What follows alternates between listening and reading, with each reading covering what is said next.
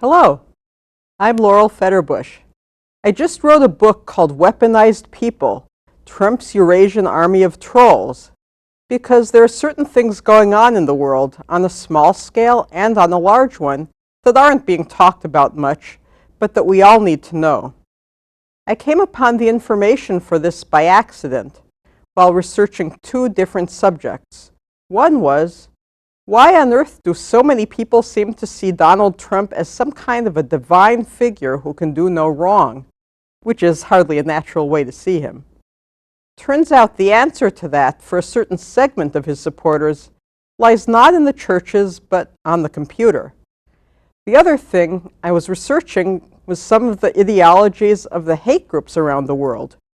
In two different places, I saw reference to some kind of a Eurasian land bridge, and that got me thinking. So, here we go. All aboard the Trump train! For those of you who might not know, that's a meme, or recurring computer image, put out by the Trump campaign. A train that is, to use their word, unstoppable. In another part of the world, there's something else that was recently symbolized by a train. The Eurasia Friendship Express 2015 was a joint venture between Russia and South Korea and sought to strengthen relations between the countries of Eurasia. Some claim that the Eurasian century is unstoppable. Trump, an unstoppable train, Eurasia. Back in the 19th century, Madame Helena Blavatsky, the occultist founder of the Theosophical Society, talked about uniting the countries of Central Asia to create a superpower to counter the British Empire, of which the United States has assumed the mantle. She may be about to get her wish. The idea of Eurasia being one big continent is hardly new, and the idea that the countries there might want to unify might not seem like a remarkable development. Russia already has territory in both continents, but it's a little more expansive than that. As you might have guessed from the name, it's basically about uniting the countries of Europe and Asia to become the world's dominant continent. Russia is by far the most powerful, but it's pretty good for China too. According to the Eurasianist plan, the world will be divided into a few great spaces and geo-economic belts. There's the Euro-African belt, the Asian-Pacific belt, the Eurasian continental belt, and the American belt. See that American one? Yep, they have plans for us. They say they want a multipolar world as opposed to the current unipolar one run by the United States. They want it to be network-centric, that is, being part of a complex community. So you get the feeling it's kind of a free-form place with lots of different regions sharing power. Wrong. They also say they want Russia to be the nucleus, the strategic power of a rigid hierarchical structure. So all parts of Eurasia are equal, but some are more equal than others. So there's this Eurasian land bridge, and they want to unite it by sea routes and by railroads. Some of the economic initiatives and groups helping with this, China's One Belt, One Road, or OBOR, sometimes called the New Silk Road, an infrastructure program of roads, bridges, ports, railways, gas pipelines, etc., across more than 60 countries, land and sea. When Donald Trump turned his back on the Trans-Pacific Partnership, or TPP, he gave OBOR a huge boost and helped Eurasianism. The Eurasian Economic Union, ratified in 2004, see, this has been going on for a while, made up of Russia and 4 surrounding countries. It has its own currency, the Alton, backed by gold, to make the US dollar useless. BRICS, an association of Brazil, Russia, India, China, and South Africa, trading in their own currencies to get away from the US dollar. The Shanghai Cooperation Association, giving rise to the Russian-Chinese Strategic Partnership. What kind of a world would we have under Eurasianism? The man known as Putin's brain is the Russian philosopher Alexander Dugin, author of the book The Fourth Political Theory, the first three being liberal democracy, Marxism, and fascism. He has advocated for a fascist fascism, as if there were any other variety. The book has been called evil and allegedly conservative, but actually neo-pagan, by the National Review, a conservative publication. And its philosophy, Eurasianism, has been called by them a satanic cult. Think of those programs you sometimes can find on the History Channel about the strange occult beliefs of the Nazis. Eurasianism consists of those beliefs. In Dugin's worldview, the concept of individual rights is a bad thing because it's imposed from the West. Same with modernity and advancement. He says we should put aside our bias against fascism, and should embrace chaos. Authoritarianism is a good thing. Also, he wants to bring about the end of the world. Richard Spencer, alt-right founder of the National Policy Institute, loves Dugin's ideas and has been spreading them. Alt-right, short for alternative right, is basically a trendy new term for white supremacists. Check out Eurasia Above All, the manifesto of the Eurasianist movement, where it assures us that its goal is anything but a liberal democracy. Eurasia happens to be the birthplace of the Aryan race, according to pseudoscientists at any rate. That tidbit keeps coming up in Eurasianist writings, apropos of nothing. Kind of creepy.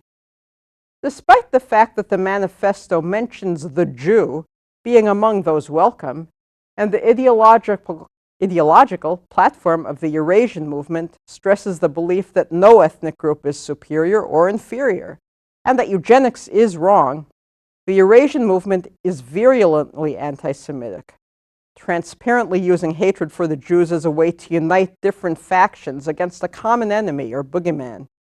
The Eurasianists sometimes refer to Americans and globalists as Atlanticists, or sea-based people, as opposed to themselves, the land-based people. The sea-based people depend upon commerce, which means, of course, that they are riddled with Jews. The land-based Russians, they assure us, have been Asian since prehistoric times. The symbol on the Eurasian flag, a wheel of 8 equally spaced arrows emerging in different directions from a single point, identified by many as a symbol of chaos, something Dugin likes, and by me as a symbol of expansionism, is eerily reminiscent of a swastika. The Eurasianists, sometimes called neo-Eurasianists, present themselves as the guardians of traditional Christian values, except when they're pandering to the anti-Semitic neo-paganists who despise Judeo-Christian civilization. The patriarchy is necessary for every aspect of Eurasian life, and heterosexual marriage the unit upon which their society is built. And racially segregated ethno-states are fine and dandy, especially the white ones. That may not be in the official Eurasianists' writings, but it is in the writings of many of its chief advocates. White ethnocentric nationalists, such as those who would like to see the United States become a white ethno-state, have bought into Eurasianism, proving once again, as if it needed proving, that they aren't very bright. Because if you're a nationalist, white ethnocentric or other, why would you trust a mega-state like Eurasia to uphold your borders or your traditional ethnic integrity? Have China and Russia proven to be such good stewards of such things in the past? Or maybe the white ethnocentric nationalists have thought of that, but just don't care. Maybe they're willing to risk short-term pain for long-term support from Russia and the wealthy Eurasianists who think they're anti-globalists. Without the white ethnocentric part, we might rightly sympathize with some of the nationalistic aspirations. Perhaps we have them ourselves, and certainly not everyone in favor of the Eurasian concept is a white nationalist or a racist of any kind. The writings put forward by the Eurasian movement are deliberately deceptive, making themselves appear the epitome of tolerance if you don't look too closely.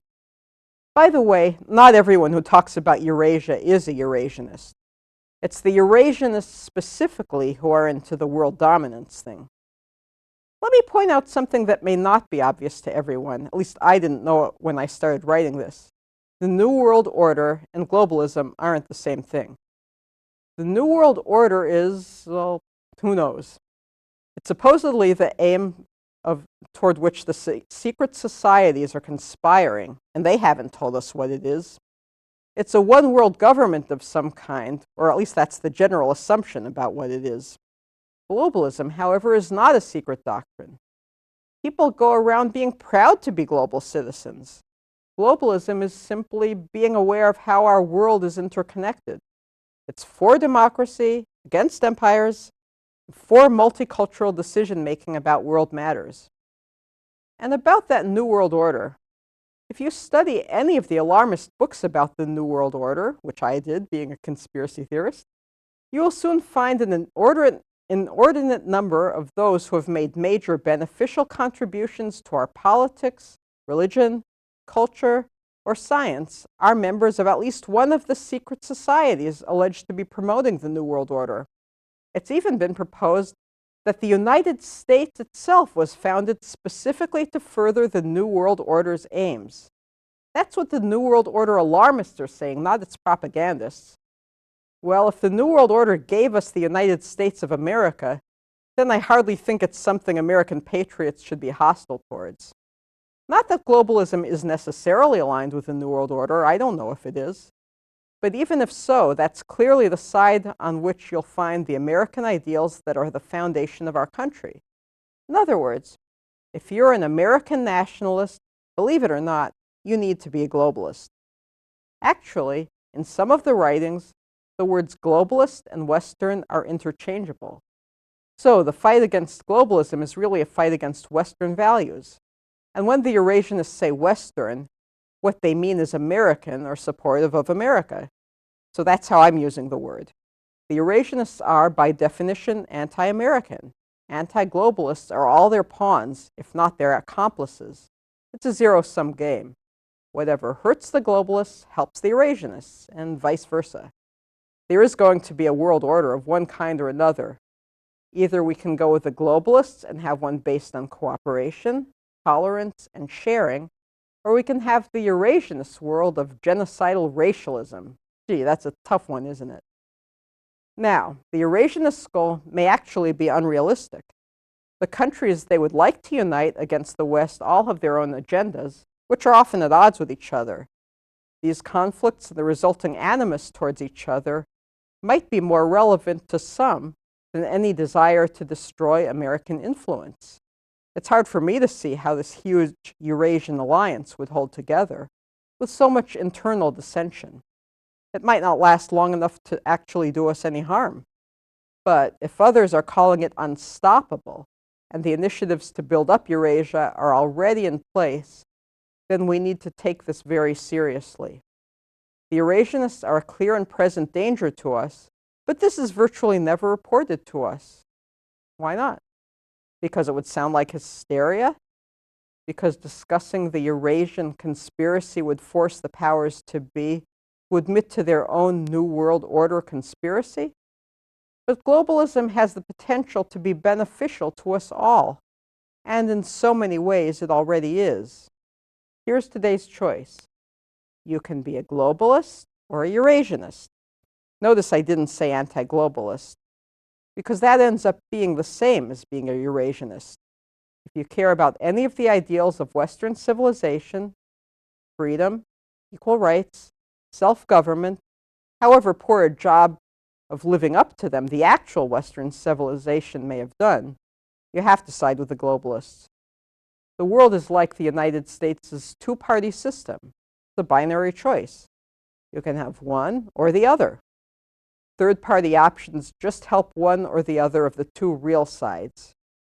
The United States, until Trump at least, and its allies have been major players on the globalist stage.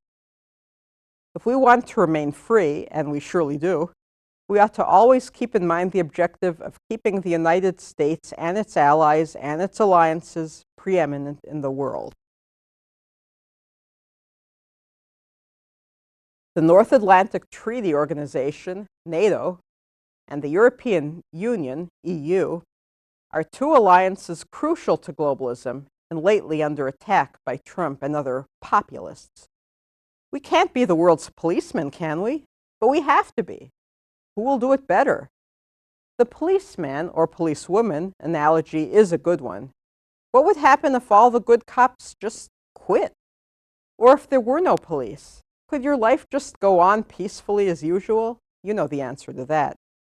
If China and Russia become the world's policemen, you think we'd be able to remain safe within our borders? Weakness is provocative, as they say, and so is isolationism. Okay, but where's the threat? It's not as if Eurasia is about to attack us. Actually, we are already under attack. Ever heard of Pepe the Frog? Perhaps you know him as a cool and trendy internet meme of innocent origins but co-opted by the alt-right as a symbol of racialism and hate. Have you ever wondered why Pepe is so ubiquitous? How has the symbol caught on so much? Beyond the fact that he may be kind of cute and have a certain attitude, there's another aspect of Pepe's rise that many people may not be aware of, but many are. Through a bizarre set of the most unbelievable coincidences that I won't even try to explain, not being a techie myself, people who frequent the political internet message boards of 4chan and Reddit have come to believe that Pepe is actually an avatar of the Egyptian frog deity Kek, the god of chaos. There's chaos again. Remember, Dugan liked chaos. And that Donald Trump is his human embodiment. It involves numerology, which is a variant of chaos magic. And a variant of chaos magic called meme magic, which, you'll never guess, is the idea that memes are actually magic. Except, well, that's a crock. At least I would say so. I think most people would as well. Not to internet trolls, though. This is their religion. What the internet people would say, of course, is that they don't really believe in this supposed Pepe/Kek god. It's all one big joke. They know Trump isn't really a god. And those of us who get all riled up about Pepe are just uptight normies, or normal people, not in on their jokes, etc., etc. But these are people who spend their lives on the internet, living in a simulated world. Their internet reality is more real to them than the real world. Their concept of what's real and what's not real, what's a joke, what's serious, isn't the same to them as it is to us normies. What's not real may even be more real to them than what actually is. It's certainly more meaningful. The fact that it isn't supposed to be real makes it, in a way, more dangerous. People tend to be more receptive to something that isn't supposed to be serious or real. Why guard yourself against a cartoon frog? For all intents and purposes, Pepe/Kek/Trump is actually their god.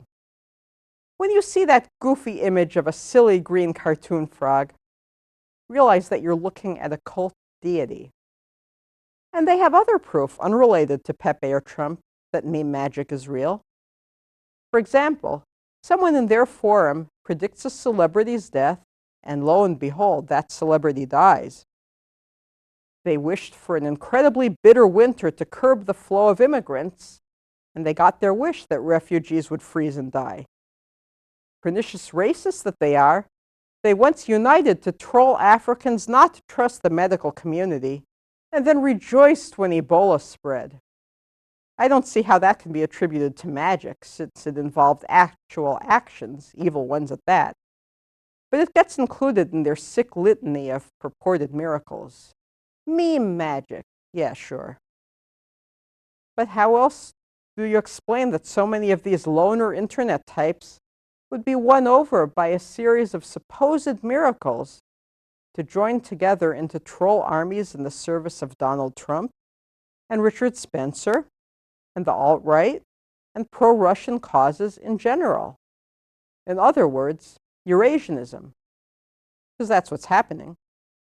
Trump's advisor, Steve Bannon, threatened to use Pepe to marshal his troops of trolls if Donald Trump were denied the party's nomination at the 2016 Republican convention. Pepe is gonna stomp their ass, were his exact words. Bannon talks about his Breitbart website as a killer machine, and upon being let go by President Trump, he openly declared war. The former neo-Nazi website, The Daily Stormer, which helped organize the Charlottesville Nazi KKK rally that resulted in the protesters' death, and also resulted in them being booted off their website, bragged about having trained thousands of internet trolls to harass Hillary Clinton's staff people and certain reporters relentlessly for about a year, using Pepe imagery in association with rape and necrophilia, among other things. Charming folks. The Daily Stormer trolls also went after a Jewish woman and her family after the woman had urged the mother of our friend Richard Spencer, founder of the alt-right, to renounce her son's white supremacist views. The troll army made death threats and referred to the Holocaust. They even went after the woman's 12-year-old son. Troll armies. Well, things that appear random may not always happen by accident. Which do you think is more likely? That Donald Trump is an Egyptian deity, or that the whole thing is one big hoax? To deliberately create an online cult would be quite difficult. You'd need psychological experts to decide how best to mess with people's minds and to guide the process along. You'd have to manage to get control of specific online forums. You'd need to stack them with your people and your bots to make sure that any real users of those sites would get the impression that everyone around them feels a certain way about things, to apply peer pressure on them to feel that way too. You need to plant the idea that certain numerological occurrences really mean something, and that users should look for them, then make sure they occur. You'd have to either manufacture coincidences or highlight genuine coincidences that occurred, or both. It would take advanced computer programs to come up with some of these coincidences. And if you're a powerful country like Russia, you might even be able to exert some limited control over the weather in some particular situation if it helped accomplish the desired result. Trolls are psychopathic sadists, according to psychologists. Those who organize these sick people against political enemies are playing with fire. They are waging cyber warfare. These were only some of the examples. There are many more. Other aspects of the Russian cyber warfare campaign that influenced our election are being looked at, but I haven't yet heard anyone discuss the deliberate creation of an online cult to brainwash our young people. We've heard about the Russian paid internet trolls and the bots that are computer-generated, not even real people. Those don't constitute the entire troll army. Otherwise, there'd be no need to brainwash people with these phony coincidences. No need for a pseudo-religious cult to ensure slavish devotion to a cause. So could we talk about this phenomenon where there's a deliberate creation of an online cult, both by a foreign government and by people within our own country actively aiding and abetting it, aimed at brainwashing our young people that influenced our election? I forgot to mention that the Pepe/Kek country has its own, Pepe/Kek has his own country, which is called Kekistan. And that sounds like a country you'd find somewhere in the vicinity of Russia, wouldn't you say? It has its own flag, which I won't show because it has a lot of Ks and people might think it's a KKK flag. And it's kind of like the Eurasian flag, therefore kind of like a swastika. So it has two hate references there, the KKK and the swastika. Right now, Trump is the one anointed by Pepe/Kek. But tomorrow it could be somebody else, or there could be a different artificially created internet god with different coincidences and a different meme. Who knows what this God would demand of his followers? The ones with the ability to create these cults are the ones pulling the strings. I realize that all this frog stuff may sound absurd because it is absurd. But ask yourself, why are they doing it? Because so many powerful people wouldn't be doing something just on a whim. And did you notice in the debates, on another aside, that Trump went out of his way to make himself look like a frog? He made frog faces. Does that sound like Pepe to you? It does to me. Now, the Eurasianist threat has been reported about in some articles and publications, but certainly not enough to be widely known about. Some of the journalists and news organizations are already in the tank for Eurasianism. Anyone who tells you that Russia is our friend, or at the very least, really isn't something to worry about, is not to be trusted. For some, it may be that they really think that the Eurasian side is the better, more virtuous side. For others, I bet it's about money and opportunism. The Eurasianist horse is the one they think will win the race, and they want to win big by betting on it. This isn't a left-right thing, since the populist elements of both are being manipulated by Russia. What seems like populism may really be intended to serve the Russian oligarchs. Maybe there's a fear that this would sound paranoid, like the Red Scare, or overly alarmist. And why get people worked up about something unnecessarily? Maybe it's too slow-moving a threat to make national news, so it just doesn't. Or maybe the globalists feel they'll be forced to reveal more about their own world government agenda than they really want to. No, they're not saints, but they're infinitely more trustworthy than the chaos-fomenting, Aryan-loving Eurasianists. The globalist vision of a world government doesn't erase nations or local governments. It just provides a layer on top of those, just as our national government is a layer on top of state and local governments. And we are the better for that. Maybe some people are worried about sounding the alarm about Eurasianism because that might even sound racist, like it's anti-Asian. But really, not all Asian countries are sold on Eurasianism, and some are actually quite terrified of it. So being Eurasianist is not the same thing as being a friend to either the people of Europe or the people of Asia. Quite the opposite, I'd say. I don't know why we're not hearing more about this, but the threat is real. Hillary Clinton was partly right years ago when she talked about a vast right-wing conspiracy. It's a vast anti-globalist and therefore anti-American conspiracy. She and her husband, nothing if not globalists, have been relentlessly targeted. The Eurasianists are already waging war against us. They deceptively appear disorganized, like people who want simply to remain unmolested within their own borders. Meanwhile, they plot to take over the world. The enemy have penetrated our walls and are within the gates. They are weaponizing our young people to be disturbed, soulless internet trolls in their army. They have tampered with our election. The Eurasianists are acting on their own plans of world domination of the most hideous kind, all from behind the smile of a cartoon frog.